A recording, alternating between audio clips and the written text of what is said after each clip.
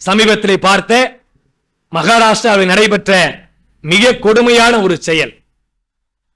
ஹாஜி அஷ்ரப் என்று சொல்லுகிற ஒரு 75 வயசு முதியவர் ரயிலிலே பயணித்துக் கொண்டிருக்கும் பொழுது தாம் மக வீட்டுக்கு தேவையான பொருட்களை வாங்கி போகிறாரு. அந்த பையில மாட்டிருச்சி இருக்கா என்று விசாரணை நடத்தி 15 பொறுக்கிகள் சேர்ந்து ஒரு முதியவரை அடித்து கொடுமைப்படுத்தியிருக்கிறான். நாட்டில் என்ன நடக்குது? எவ்வளவு அநியாயங்கள்!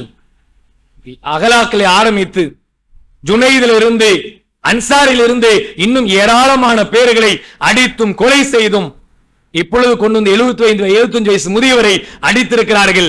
பார்வை தெரியவில்லை, கண் கலங்கியிருக்கிறது. 15 பேர் சேர்ந்த பொறுக்கி கும்பல், கோழை கும்பல் ஒருவனை அடித்திருக்கிறார் என்று சொன்னால் இந்த நாட்டில் உண்மையிலே ஜனநாயகம் இருக்கிறதா? சுதந்திரம் இருக்கிறதா? ஒட்டுமொத்த உலகமே இதை பார்த்து கொண்டிருக்கிறார்களே. முஸ்லீம் என்பதற்காக, தாடி வைத்ததற்காக, தொப்பி போட்டதற்காக அவரை விசாரணை நடத்தி அடித்திருக்கிறார் என்றால் இந்த நாட்டிலே சுதந்திரமாக வாழ முடியாத ஒரு நிலை. உண்மையிலே அவருடைய இளைஞராக இருந்திருந்தால், முதியவராக இருந்தனால 15 பேரை சமாளிக்க முடியல, இருந்தாலும் 15 பேரையும் மீண்டு அவர் தன் உயிரை காப்பாற்றிருக்கிறார் என்றால் உள்ளத்தில் இருந்த வலிமை. இஸ்லாம் என்ன சொல்லுகிறது? அவன் அடிக்கும் பொழுது நீ அடி வாங்கிட்டு உட்காருண்டா. நாம் அவனை அதே போல திருப்பி அடிக்கிற ஒரு காலம் மிக விரைவில் உண்டாக்குற நிலை ஏற்படும். அவன் அடிக்கும் பொழுது பார்த்துட்டு இருக்க தேவையில்லை.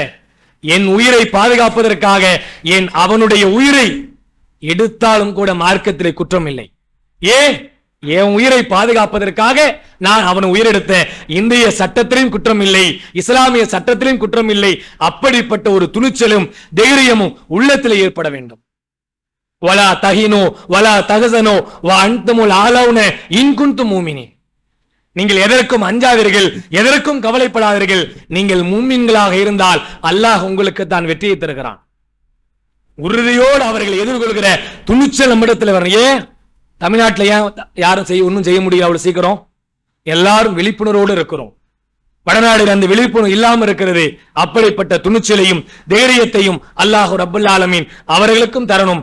இது போன்ற அநியாயம் செய்பவர்கள் கைது பண்ணி உள்ள கூட்டு போறா, 24 மணி நேரங்குள்ள இல்ல, வெயில வரான், ஜாமீன் இல்ல, 24 hours கூட அவன் உள்ள வைக்க முடியல.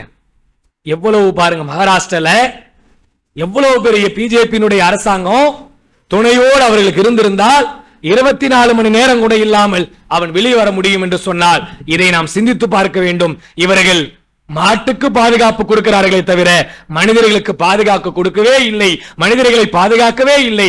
மாட்டையும் பாதுகாருங்கள், அதைவிட புனிதமான மனிதனுடைய உயிர்களுக்கும் பாதுகாப்பு அளிக்க வேண்டும். இல்லை என்றால் அதை பாதுகாக்க வேண்டிய பொறுப்பு நம் கையில் இருக்கிறது.